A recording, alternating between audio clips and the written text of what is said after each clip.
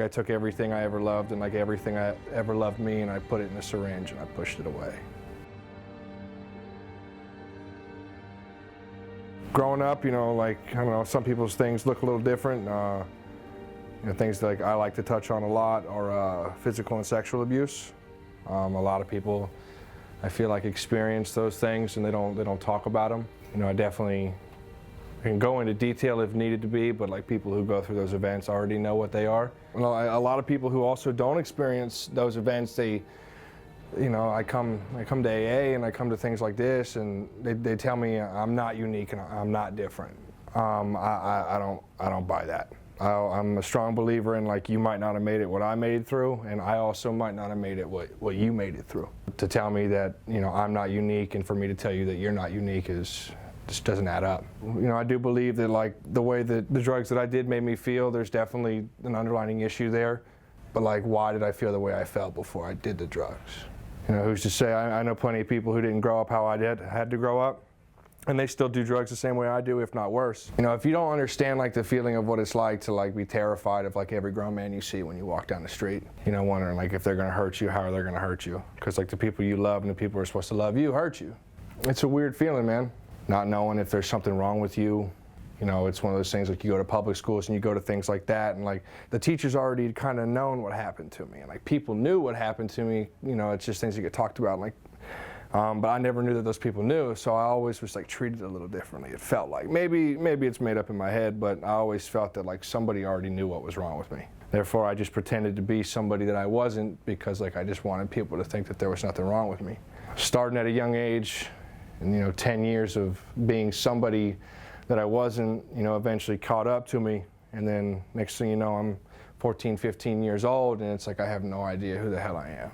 I've got these, like, multitude of friends, and I'm like, how am I even connected with these people? Like, these people are nothing like who I really am.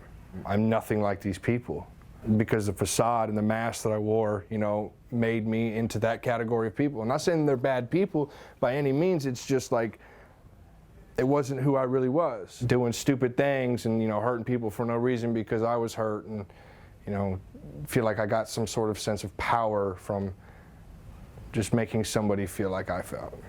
And that's about as much as I talk about drugs, because obviously I didn't start with heroin, I ended with heroin. So you could imagine I did everything else under the sun to get there. I don't know, man, like, even still to this day, like, I'm very sad. Not as much anymore, not as much as I used to be. It's just hard now, because it's like, for so long, like, it's like being a victim. I've now made people a victim. And like, that's the hardest thing to have to deal with. It's not like the past of my childhood and the things that I went through that haunt me anymore. It's like, it's the fact that, like, now, like, I'm the monster in somebody else's life. Like, getting into relationships or things like that, and just being, just very manipulative, verbally abusive, belittling people, putting people beneath me. Never physical, and I feel like that's justifiable, because, like, I've been hit a lot, and, like, I have no scars on my body, but the words I've been told still haunt me. I've definitely, I've broken my mother. I broke my son's mother. Pretty much anybody that came into my path, like, I made sure that they felt the pain that I felt. It's like, I never wanted to hurt these people, man. So many people make it out to be like, sometimes it's like, why are you doing this to me, or why are you doing that, or why are you doing this? Like when I get high, like, there's no thought in my mind of, like, man, like, haha, like, I'm gonna show this person. You know what I mean? Like, there's no thought in any of that. It's like, it's just, I just so badly just, like, don't want to hurt you anymore. And, like, I so badly don't want to hurt myself anymore. And you know what I mean? But, like, I've made it too far. I've gone too far down this hole to where it's like there's no turning back. There's nothing I can do. And that's, like, in the midst of it. I honestly, like, I don't like to believe that, like, that plays an effect on anything that I ever did. I don't know. I disassociate from reality a lot, even as a child. And then, once the drugs came into play, like, that was just dissociation to the max. Like, a lot of people say, like, they say, I like the effects produced by drugs and alcohol, right? The only effect that it produces for me that benefits my life is numb. That's all I care about. I don't care about being happy. Oh, drugs make me confident. Drugs make me talk to women. I don't give a fuck about any of that. Drugs make me numb. Feel absolutely nothing. Like, I don't know, it's like, and also another thing for me, like, you know what I mean? I was born with a different name than I have today. And my name was legally changed when I was 12 due to reasons from my father, so he couldn't find me. There's still some things that are like really dark. We went to court. My father was never convicted on anything, and he never went to prison. I don't know why. I remember I have memories of being in like padded rooms with detectives and being interviewed like countless hours at a time. My mother thought it was the right thing to do. My mother, she just thought, you know what, if we just make this go away, because they wanted me to testify in court in front of a bunch of people, and my dad's family got a lot of money, and so I would have been, my mom was scared of what would have happened to me. So we kind of just swept under the rug, but again, like, so for the first part of my life, you know what I mean, I'm just some like worthless, dirty, you know, trash individual, because that's what I feel like. And then the second part of my life, my second chapter, I made people feel like trash. I'm ashamed of both of the human beings that I legally am named. It's another reason when, you know, drugs and alcohol just came into play. I don't know. I love taking benzos. I started with those at about 15, and a lot of people are like, why do you like taking Xanax so much? And well, the whole point is like, you know, if next thing you know I take one bar, and then next thing you know, like I continue to take Xanax for 5 years, it's, you know, I'm too afraid to kill myself, but for those 5 years I never existed. And that's what I did. I liked the point of blacking out, because if I blacked out, then like, you know what I mean, anything I did that day, I have no recollection of doing it, so therefore like me as a human being didn't exist that day. And I was just able to feel absolutely nothing and run from everything. You know, I don't share it with people, but it's like, it's one of those things where it's like, you know, they say there's a lot of people out there, and my biggest worry was like, I felt like I was alone, you know what I mean? Like a lot of people were like, and like no one's story is worse than others or this, that, and you know what I mean? But like the things that I went through as a child are like very demonic and very dark. So like I definitely want some people out there to know, because there's probably an individual out there whose story is 10 times worse than mine. After my mom and them split up, they had no idea what was going on. My father had custody of me every other weekend for about 7 years, and that's when the events would take place. They couldn't prove anything. Progressed to heroin at about 17, 18. I was disgusted by the fact that I injected heroin into my body. But you know, you take the good with the bad and you weigh the pros and cons. Like, I don't love heroin. I don't. I'm not proud. For me, personally, if that's your story, that's your story. I don't know. It's just one of those things, like I cocktail those two together, and it was just like, it was, like I said, again, I was too scared to kill myself, but like I knew that combination together was lethal. You know what I mean? If I don't wake up, I don't wake up. And then like I justify in my head that like I'm not purposely like killing myself. You know what I mean? Like if it happens, it happens. Basically, I made enough, I sold what I did. You should think it made me cool. It does not at all.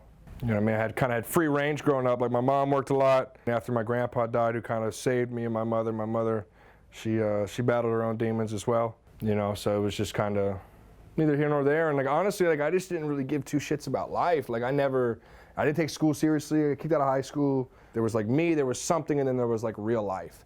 And like that's something like a lot of people in AA would say like it's the disease of addiction or alcoholism or drug addiction. Like that's a, you know, that's a byproduct. Like there was something else there. Like I still to this day don't know what it was, but there was just like something that like my whole entire life I never felt like a human being. Times like I still feel that way today. I put on a good mask and a good front to people. You know, a lot of people would say that I look happy and portray to be happy, and you know I am generally, but there's a few individuals who I've thoroughly let in and they know me, and you know what I mean, and I struggle.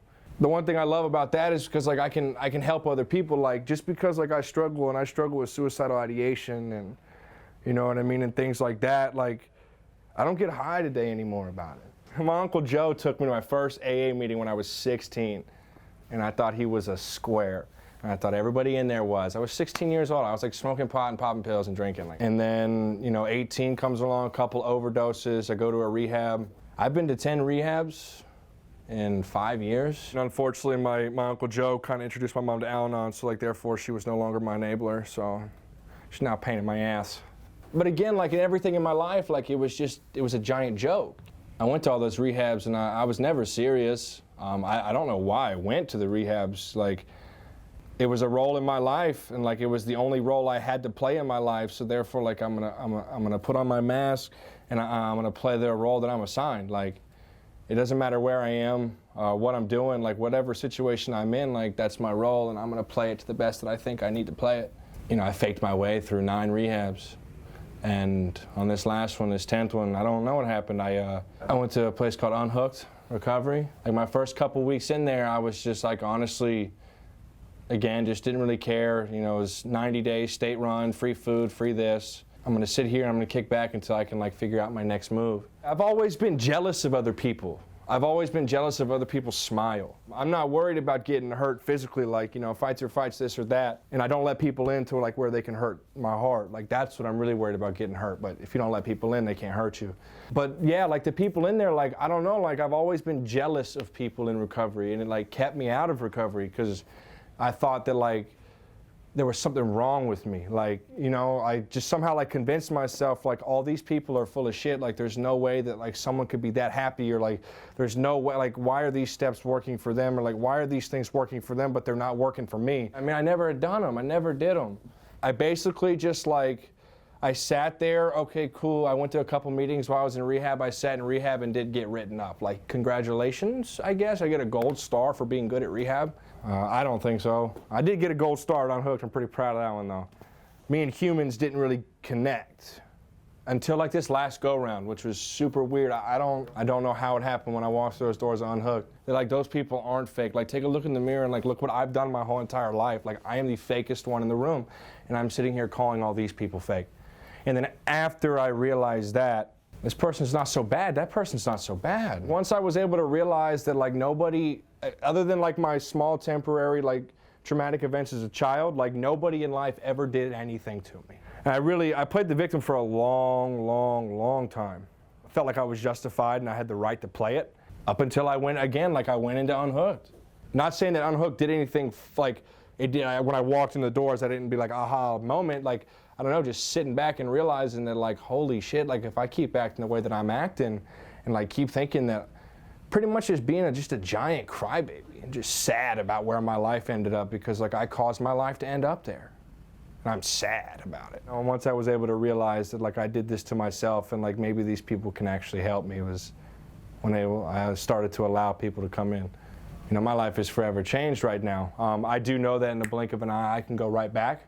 The trajectory I'm on and the path that I'm on right now, you know, it's a beautiful place. The wheels started clicking like when a certain group of individuals and I connected at the recovery center I was in. Me and my buddies, you know, when you go to rehab, you know, you make all these plans. When you get out of rehab, you never do shit. We have buddies, we're talking about, we got hand tattoos. It might not mean nothing to y'all, but like it's a big deal to me, you know what I mean? Because I planned to do things with people, and like we followed through with our plans and said we were going to do this and we were going to do that, and we've done this and we've done that. When everybody that I associated with in that place is on the straight path right now. Today I'm in a good state of mind, you know what I mean? And that's the crazy thing. One thing I do like to talk about, like side tangent, I've been thrown everything under the sun. I've had doctors tell me I'm schizophrenic. I've had borderline personality disorder, dissociative disorder, you know, bipolar type 1. Now, I've had everything in the book thrown at me. The only one that's stuck is bipolar and dissociative disorder. Right now, talking to you, like I love all these people and I'm fine. And then like I don't think people are fake, and like I love everybody. But you know, it's a tricky battle, you know, and I got to remind myself and just remember that like my head plays tricks on me. It's something that like over time, like I kind of learned how to adapt. Like, you know, now when I have these thoughts, like I don't have to act on them anymore. Like just because like I have a suicidal thought or I have like an insecure thought, because I get very insecure. And like if someone doesn't text me back properly the right way, like I'm sad. I'm like, does this person not like me? Like, what did I do? I mean, it sounds pathetic to say, but like it's a real thing. And I just got to constantly remind myself, I got to look at the facts, I got to look at the evidence. All these people in my life have shown me nothing but kindness, respect, and loyalty, and been there for me when I needed them, and they answer their phone calls when I need them to. I haven't snapped in about almost 2 years. What I love about the steps is like I come into the rooms, and like I read these 12 things on the wall, and like I see these words in a book, you know what I mean? And like nothing on that wall through those 12 steps says anything about anything that I want. You know what I mean? It doesn't say anything about like, well, how am I not going to feel a certain way anymore? Like, how am I going to get this? How am I going to get that? How am I going to get this person back in my life? Like, it doesn't say anything about that. It just tells me to do a couple things. It's like I never gave them the time of day. And then next thing you know, like this go around, as I started to like realize there's like subliminal messaging in there. In the words in that book, there's like subliminal messages, and like it doesn't say in the book anywhere on 1 to 164 or in the stories or on the 12 steps like how to be a son to your mother. subconsciously I am one. No one taught me how to do it. I just, over time, came along like I'm a son to my mother and I'm a friend to my friends. Like, it doesn't tell me like, this is how you act if you want to be a friend. This is how you're going to have this friend in your life and you need to do this to make that friend happy. It doesn't tell me that. It just, you know, by learning and watching how people walk and doing what these people do, like I'm able to like somehow develop the process of like, this is how a friend acts. It's all just one, like, and everyone's views on it are different. Like, and again, this is my opinion, and my opinion is not the way of, it's not the facts. People have different views on it. I just stopped fighting them, and I honestly, I tried my best. Like, I know, like, the people out there listening, like, y'all don't know me, but like, to not get loaded for, you know, the period of time that I haven't gotten loaded, and to like not want to kill myself as often as I do is a big fucking deal. I can try and figure out, like, and pinpoint like all these things that did it, and like try and combat and fight AA. But the common factor in my life that was missing was the things that AA told me to do. Was the 12 steps, was trying to live those principles the best that I could. I'm god-awful at them. I'm not going to be the first one to tell you that. But when I do execute them properly, my life flows perfectly. But that was the biggest thing that deterred me. I read them on the wall, and like a person like me and a person like most of us that I come across with, I'm like over-analytical. And I break every single word down. Like, sometimes I'll even break down the letters. Like, I over-process everything, and I out-thought my way out of the life that I have today. I have a beautiful life today just by just not thinking overthinking everything, and just doing what these people told me. Yeah, no, the 12 steps are a beautiful thing. Because I hate it when an individual says, well, you're not done yet, go get loaded. Like, I want to punch that person in the face. I will never tell an individual to go out there and essentially kill yourself, ever. I will never, ever tell an individual, this guy's not ready, that guy's not ready, because for so long I was that guy who wasn't ready. And like, for some reason right now I'm sticking. I don't know, like I would just, you know, just let that person be that person, man. Like, if that individual wants to cry, don't tell him stop crying. Like, fuck it, let him cry. If that individual wants to be mad and play the victim and be crazy and do all this and do all that, for a temporary period of time, maybe an hour or two, let that person feel the way that they want to feel. That's what I would do. I wouldn't let that person play the victim or do all these things for a long period of time, because then it becomes detrimental.